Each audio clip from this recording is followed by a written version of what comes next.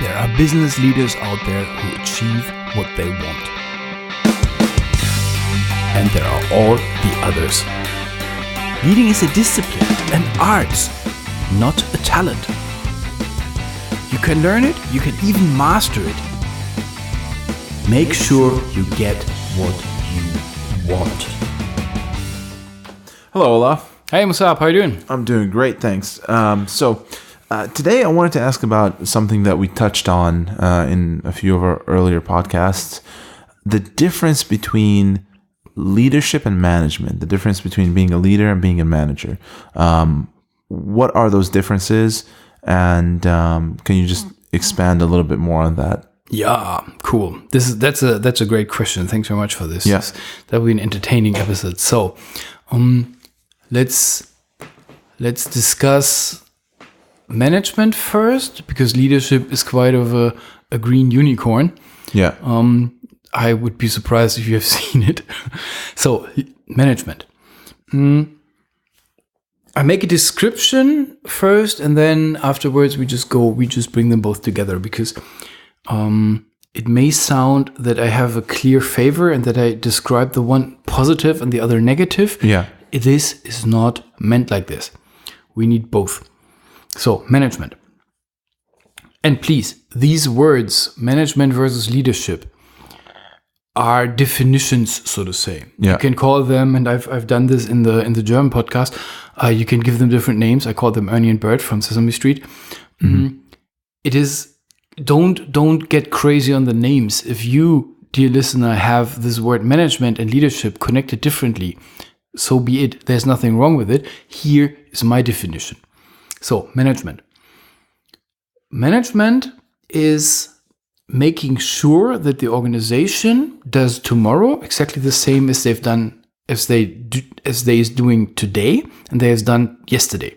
Yeah. So, management means we have this factory and we put stuff in and other stuff comes out, and the management means make sure that exactly that happens in the future. Right.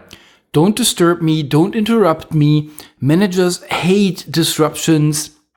Managers do the things that we've done yesterday, tomorrow. Maybe a little bit better, but when we talk about a little bit better, then in the scale of 2, 3, maximum 5%. This is, I would think this is management. Yeah. So don't play around with the factory. Here's the factory. Make sure it performs, but don't go crazy with this. So management is extending the past into today. And management looks to the back to see. Management is focused on errors, on mistakes, and trying to avoid mistakes. Repetition is the word for management. Does that make sense? Yes. So now, leadership. Olaf's definition of leadership. I always state my perfect example, and this is Steve Jobs. Yeah. So here's this prime example of leadership, borderline to craziness, because they go hand in hand. Yeah.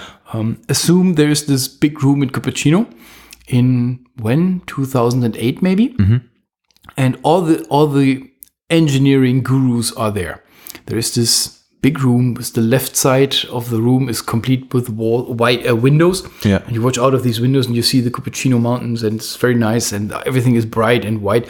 And they sit around this very big table, and it's engineers. Yeah. And all in their white engineer cloaks, whatever. Yeah. I know they don't wear them anymore, but I like this picture. So and they sit there very upright and very analytics and very, very straight and very engineer. And Steve Jobs comes in with his black pullover. Yeah. And he says, "Okay, guys, you just please invent me a new computer." And computers back in these days were these big machines. I don't know, 20 centimeters wide, a meter high, half a meter deep, and lots of noise. And you had them on your desk when you're cool. I mean, the stupids just had them under the desk, but the cool kids had them on the desk with the colored ventilators, and they were a bit noisy, and you were discussing, and and changing the right graphics card was a religion by itself, and computer, big machine, big keyboard, and the mouse, and all of these things, and you have your screen in front of you, and make sure that you de-dust the screen once a week, but don't touch it, because it's just you want to see through. So this is the setup. Steve Jobs comes into this room, And the engineers are sitting there in their white cloaks, and he says, okay, guys, build me a new computer. I've sketched this out for you. And he throws an A4 paper, and I know in America they don't have A4, on the table and says, so this is the size. And then, by the way, this is the thickness as well, as it's a bunch of papers, I don't know, 8 millimeters. I don't know how big it was. Yeah. And he says, this is the computer, build it in. And everybody's like, yeah, sure, why not? And the engineer at the back is just getting skeptical. What did he just say? Mr. Jobs, what do you mean with this size? So that means we put which keyboard can we use? Can we use the existing ones? No keyboards. Silence in the room. Mm-hmm. How do we get to this? Well, it's a touch screen. You just touch on the screen. And now all the engineers are scared to death, staring on this little thing. Dude, do you think he makes this serious? Yeah, but I think he's gone crazy. And he says, okay, gentlemen, I want to see the first prototype in 8 weeks. Yeah. And he leaves the room. This is leadership. Yeah. So leadership looks, in my definition, into the future. Leadership is disruption. Leadership is mistake. Leadership is trying new things. Mm-hmm. Leadership is shaking the foundations of what we have, because we know. So shaking the foundations in a way that the organization survives this. It's not suicide leadership. Yeah. So, but questioning what we've done in the past, be open, invent new things, open the mind, open the organizations for new thoughts, and bring new ideas into these organizations. Right. So, ISDN telephone, coming from analog phones, ISDN telephone is management. Yeah. WhatsApp is leadership. Yeah. Skype is leadership. Yeah. Okay. Yeah. So this is my definition. Good examples. Yeah. Management looks into the past. Leadership looks to the future. Yeah. So we have several people who are good in the one and good in the other. Management is easy because management gives stability. Yeah. You know what you're going to do, and you know when you come in the factory in the morning, you know what the result is in the evening. There's already a platform. There's a almost a cookie cutter methodology of what to do, how to do it, when to do it. Okay. Exactly. Okay. Exactly. So a manager's job is just optimize this a little. Right. And so this is the biggest enemy of success of the future is the success of the past. Mm-hmm. So this is the reason why, especially in Europe, you only can see management. Yes. Because we were so successful in the past, since Second World War, that it worked out. I mean, I'm from Germany, and I need to make a disclaimer. This is 2019 now. Yeah. So I don't know if you listen to this podcast in 5 years of what I'm saying next, if you have even a clue what I'm talking about, but we produce the best cars. Yeah. So we have the best car companies, and you can welcome to argue with me on that. We have the best car companies. We are a car country because it works to deliver what we delivered today, what we've delivered yesterday, So the disclaimer 2019. I have my doubts that this is in 5 years the same case, because they don't change at all. They just sleep. There is no change in the production no substantial change in the production and the development of German automotive industry at the moment. And Tesla owns the market, something like that. So this is where management took over. This is where leadership is missing. When we do the same things that we've done yesterday, it's safe. We know it. Nobody can blame us for that. We're not making mistakes. Yeah. So it's a safe game. It's completely a safe game. You need to have a little bit of cocaine in your blood, I think, to say, okay, first I build a rocket company, then I build a car that works with accumulators. Yeah. Accumulators, you mean the things out of my battery, out of my flashlight? Yeah, exactly those things, but in bigger. What? You mean a golf caddy car? No. I mean a race car. Convertible. Yeah. Fast, really fast. And I mean, develop a fast car in America. That's irony in itself. I mean, so fast cars need to be developed where you have the highways, the autobahns, where you can just use it. Yeah. So and this is leadership. This is leadership. Think the different things. Don't be Nokia. Don't be BlackBerry. Think tomorrow. Give it a try. Yeah. So now both together. Lots of people are very hesitant on new things because new things is new things and they don't know and it's maybe blah, blah, blah. We need both.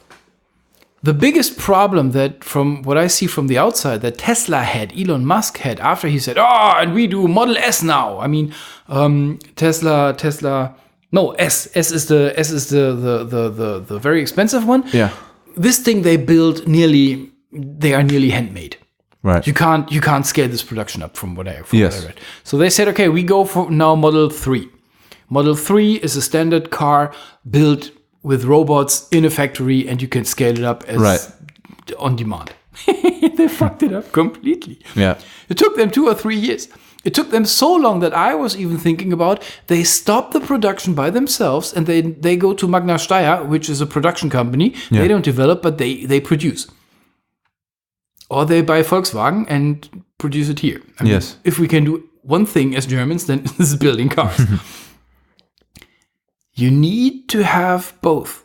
Leadership shall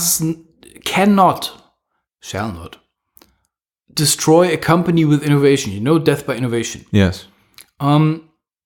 Once the innovation is there, once we are on this ship and go sail to the new lands, well, at the end of the day, you have to have a captain who knows to run this ship. This is what the Tesla people didn't have. They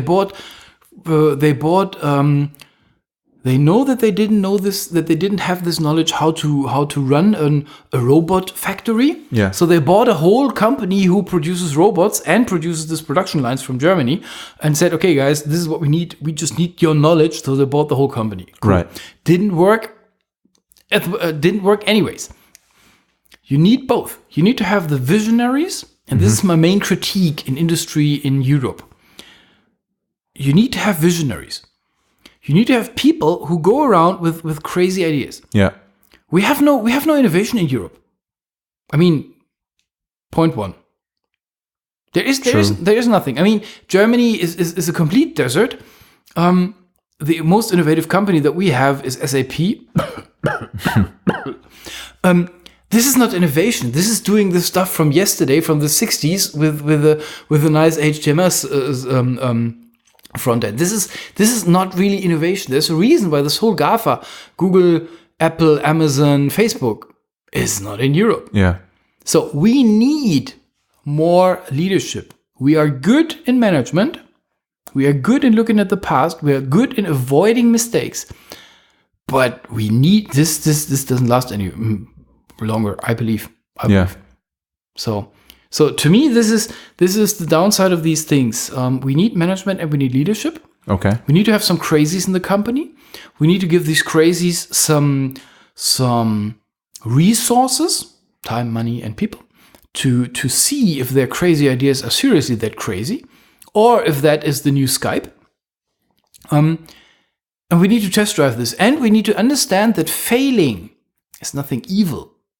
And every manager will tell you failing is evil. Yes. We're here to fail. Their definition of a job is to not fail. Yes. This is what they're paid for. IT managers are not innovators because they are paid for not crashing the IT infrastructure. Yes. So we need to give these people space, as long as we have time, to allow a little bit more craziness, to allow a little bit more innovation, to allow a little bit more the unthought. Mm-hmm. And this is why when I describe management versus leadership, it always sounds like I think I devalue management. Yes. No. I understand. We got to have management. We have to have it. It's very important. My critique is not that we don't need management. My critique is that we need more leadership. Yes. Yeah? Yes. Okay. Good. Cool. All right. Thank you, Olaf. Good. Okay. All right. See you next time. Have a good one. Bye. Bye.